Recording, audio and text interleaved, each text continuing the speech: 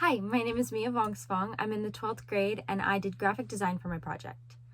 So I wanted to recreate an image of an object I found on Google, only using the tools on Photoshop.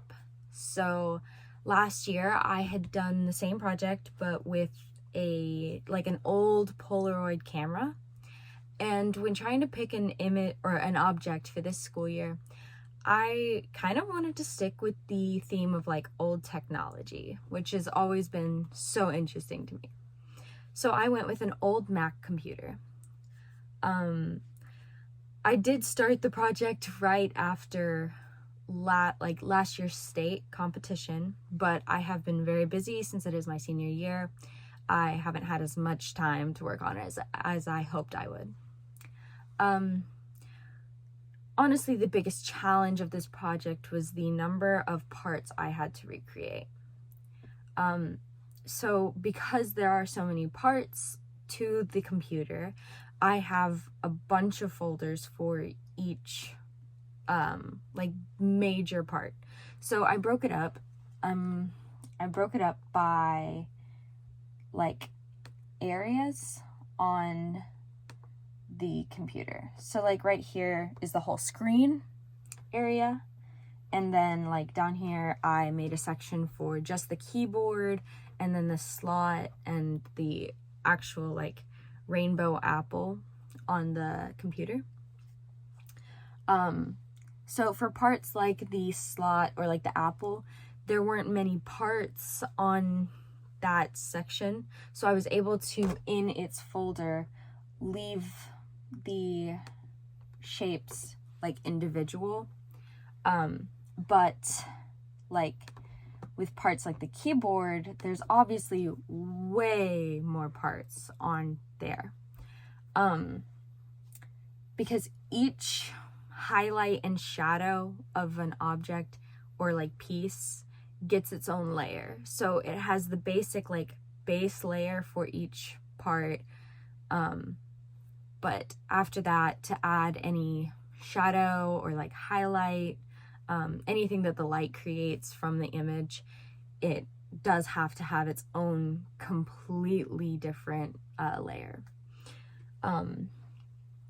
So that means that for the keyboard, I had to create a few subfolders, which also have subfolders in them.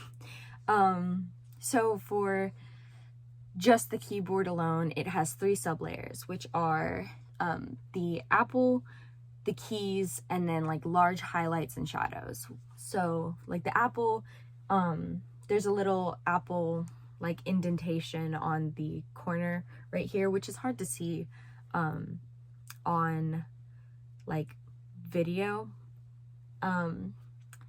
And all of the large highlights and shadows would be parts the entire top resting area and any slant of that, and the front part, which has a line through it, which is also part of that layer. The keys section was probably one of the most annoying sections to do, because there are 5 rows of keys, which is how I broke up the key folder. That way it was easier to find. So one second. So I have the 5 rows, which I started, the bottom row is the 5th row, which I actually started on, so I probably could have called it the 1st row, but oh well. But I broke it up by rows, and then I counted the keys left to right. So anything that is obviously the space bar or the shift key, I called it that, so it was easier for me to find later. But if it's the number keys or any letters or anything, it's key 1, 2, 3 in that subfolder for that row. So the 5th row, for example, has the key 1, 2, spacebar, 4, 5. And each key had, I think, somewhere between 5 and 10 layers. So this key right here I think had 6-ish, but I know the spacebar only had 3. That was the only key that only had 3 layers. But the keys that have like letters sort of visible on them took way more layers, even though they were smaller and like sort of cut off, which was nice. The keys, like as the rows went back, had like less work you have to put into it because it's like halfway cut off by the row in front of it. So it did still have the problem of like letters on the keys. At one point while I was trying to blend out I think it was the spacebar key that I did, while I was trying to blend it out with the blur tool and smudge tool, I accidentally selected the sharpen tool, because when you go over to the toolbar and you click on the sharpen area, blur tool is the first one, and then it's sharpen in the middle and smudge on the bottom. And I think I was trying to click smudge, but I clicked the wrong one, or like the cursor slipped or whatever.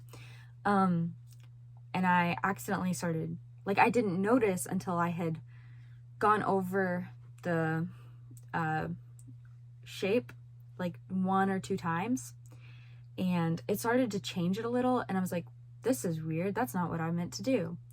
So I undid it, but then I realized what the sharpen tool actually did was make the key look more realistic, because the image I'm recreating is an older picture, so it's like sort of pixelated and a little like I don't know how to describe it, but it's definitely a little more pixelated and like has a different quality. So then I decided, like, since I'm recreating the image of the object, not the object itself, I was going to use the sharpen tool on all of the keys, just because it gave it such a realistic look. So overall, the tools I used were really just the pen shape tool, the blur, sharpen, and smudge tool, gradient, and then any select tools. So as a demonstration, I can explain how, the shape tool works, or the pen shape tool, sorry. So you click on the pen tool, and when you first open Photoshop, it usually goes straight to pen path, but to fix that and draw a shape, you come up here and you change it to shape instead of path. So then you have to make another layer first, but if you, like, let's say I'm trying to draw a heart or something, and maybe I want it to be green, I would pick green, and I want to give it an outline, so we'll go with a blue outline, because why not? I don't know. But then so to draw the shape, you click first, and if I'm drawing a heart, it starts with a curve. To draw a curve, you click, and then you drag your cursor down until you get the arch you want, which I know is a little difficult to see right now. But then, so I have the curve here, right? And now I want to make a different, like, arc for the bottom of the heart, because it's obviously not going to be the same shape, or it would be a circle. So maybe I don't know how to use the program enough. I click just out of nowhere, and it creates like a symmetrical or like identical kind of curve, or it's like in relation to the curve you originally did. So, oops, shouldn't have done that. To undo, you Control Z.